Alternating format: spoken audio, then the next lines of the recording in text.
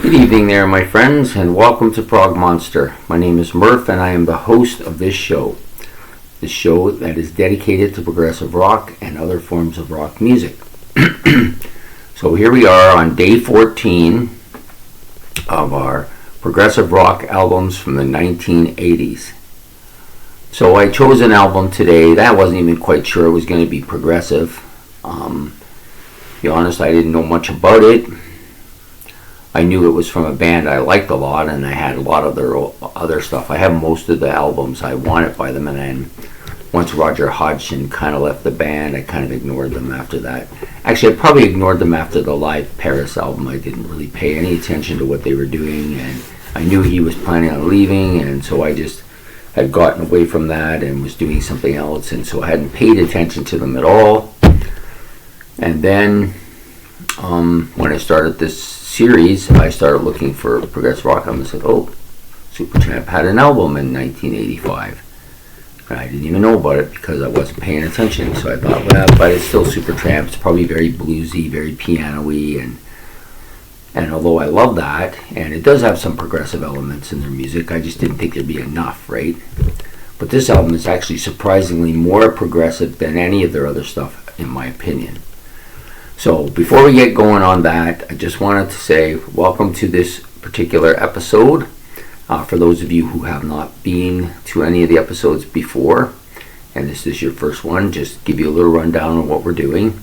So I've chosen 31 albums for 31 days from 31 bands of progressive rock music from the 1980s. So basically what it is there are albums I have never heard before and never listened to before from progressive bands that I chose to listen to this time. Now they may be bands that I am well familiar with, like the Jethro Tull one. I was very familiar with Jethro Tull, but I had not listened to that album at all. They may be bands that I am sort of familiar with. I've had maybe one or two of their albums, but really didn't for some reason didn't actually hear this particular album. They may be bands that I'd heard of, like Palace was a band like that. I had heard of them before, but I hadn't actually listened to anything from them, and was pleasantly surprised with that as well. And then they may be bands that I had no prior experience with, no knowledge of the band or the music they did. It was all brand new to me. So today, of course, we are doing Supertramp, a band I am very familiar with. They're a top 10 band for me, or top, I think they're 11 or 12 now. Somewhere in that area anyways. Definitely close to the top. I have the four big ones, I call them, the Breakfast in America, Crime of the Century, Crisis, What Crisis, and even In the Quietest Moments. I own all four of those albums, and I played them a lot at one period of time. But they've been kind of a bit of a dormant band for me for about a decade now. Every once in a while I pull out an album and listen to it, but they're basically pretty dormant for me. But this album is going to put them back on, because I loved this album from the from the opening track till the end. I loved it, the whole thing. So the album is called Brother, Where You Bound.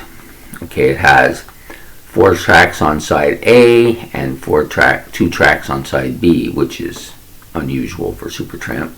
They have a 16-minute song on their album. I don't recall them doing anything like that.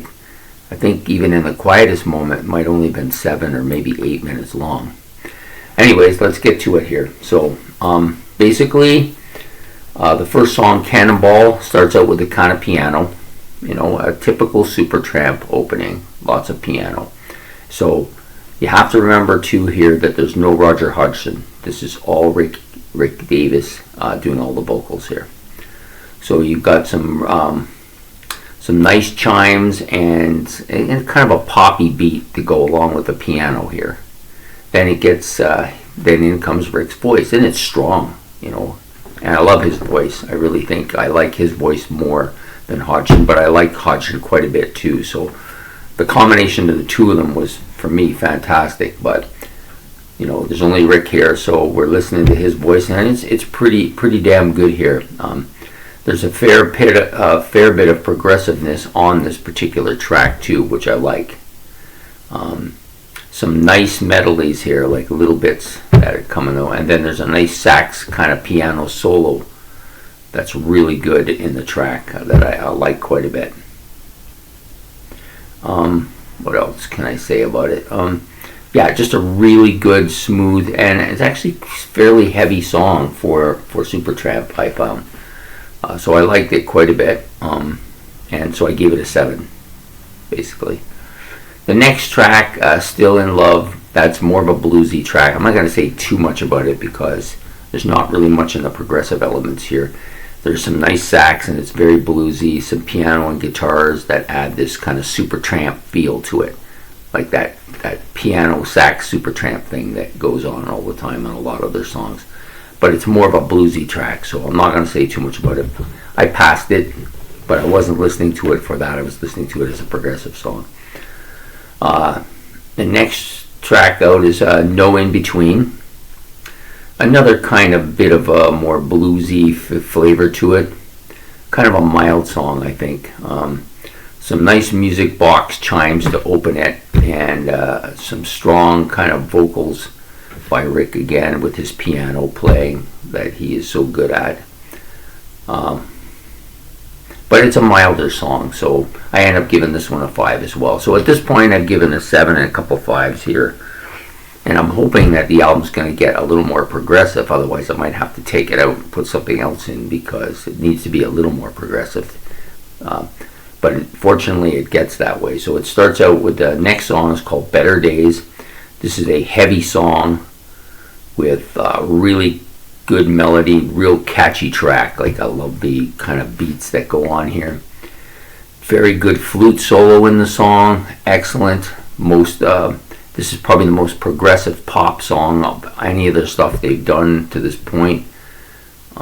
Really, really catchy. I love the part with the intricate kind of piano synthesizer bit and key bit that they have that are going on between them. And there's a kind of voice sound, and that's kind of, I don't know, one of the former presidents. It sounds like kind of like that. A little bit of that going on, and then there's a great sax solo at the end too. It's really fantastic. I've always liked Supertramp's sax. They've been always very good on saxophone. Then we get into the big track, which is on side. Well, I gave that song a 7 too, so I like that quite a bit. Then we get into the big track, which is on the side B of the album, 16 minutes in length. I thought, wow, Supertramp, it'll be a lot of piano soloing. I thought, I wasn't sure what to expect from it.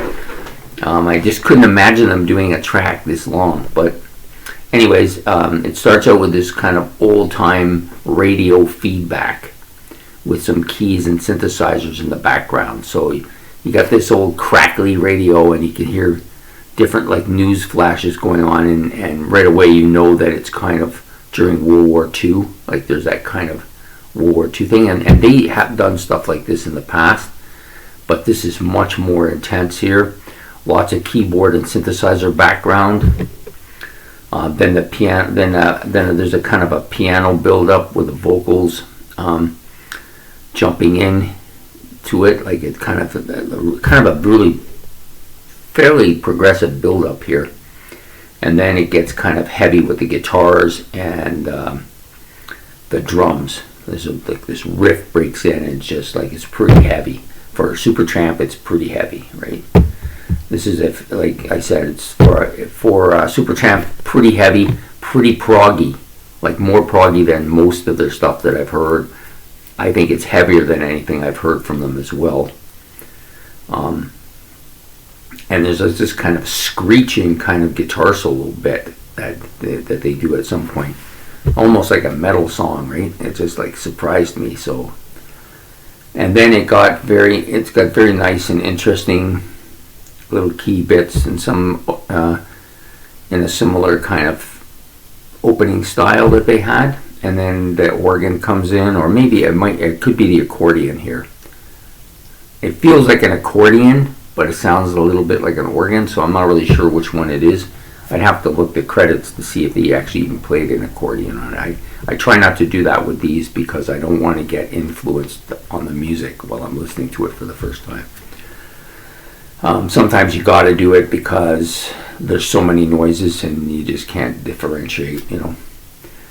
It's a very progressive synthesizer build up again, and then it just stops abruptly. And I think I thought the song was over at first, but then I realized that there's too much time left, so I kept listening, and you hear this kind of, I don't know what you call it. It's a beat. I can't think of the word I'm trying to use. It's a bit, but there's some piano there and vocal bit as well. So, and then it goes into this really riffing guitar and a solo and soloing at the same time. So he's riffing for a bit and then soloing. It's fantastic. And it goes, and then it stops again, and then just kind of this walking, and then this kind of piano background, and then it just kind of ends. But so epic, like there's so much going on throughout the whole song, and some great guitar, some fantastic piano. I really like the effects, the atmospheric effects that they create to support some of the rest of the music with the synthesizers and the keys. Just a fantastic tune. I gave it a 9. I think it's the second 9 I've given out in this series. It's such a great song. So immediately, the last track is just more of a love song, really quiet. I didn't write too much about it.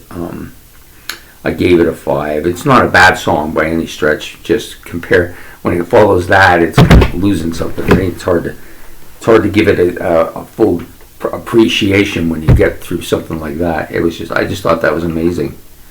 Brother, Where You Bound, that was the name of the track, the title track of and I had not actually heard anything from this album before, which surprises me. I'm just surprised I never heard it or even went to look it up. I didn't even think that Supertramp was going to be part of this at all, because I thought without Roger Hodgson in there, they're probably just going to be bluesy piano stuff, right? You know, narrow-minded. You know, you think I would know better. I think it's actually Rick Davies that's more the progressive guy, but it's hard to say. I don't know. But anyways, just a really solid album. This part of the reason I did this series is because I wanted to discover albums like this one, and Palace, and Fate's Warning. Those 3 were really good. I enjoyed them. There was some other stuff in here I enjoyed quite a bit too, but those were the surprises so far for me. I didn't know I would like them so much.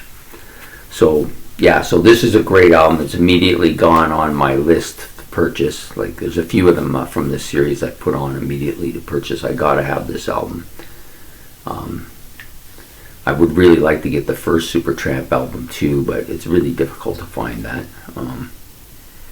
And it's probably more bluesy anyways, but this I like a lot. So now I'm thinking, what about, was there any other Supertramps out there? So now I'm looking at them to see if that's what direction I want to go with them, because I've always liked this band quite a bit.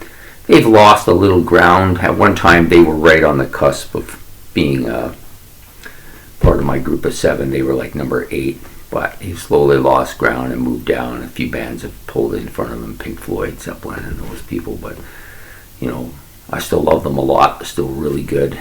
And I enjoyed doing this episode because it was them. And once I heard, after the first track, I kept going, I hope it's going to be more like this. And then you had a couple bluesy tracks, and they weren't bad. I thought, well, even if it doesn't go progressive, it's still a pretty solid album. But then once it got into the last 3 tracks, or the last 2 tracks, The Better Days and Brother, Where You Are Bound, this is great. I love it. So anyways, I think I've said enough about my admiration for their album. So today's day 14, featuring Supertramp, Brother, Where You Bound, in in progressive rock albums for the 1980s. Boy, I get really tongue-tied, I tell you. Anyways, I hope you will enjoy this episode and that you'll subscribe, and we will see you on day 15 with yet another episode of progressive rock albums from the 1980s. So you have yourself a good night. Take care. Bye.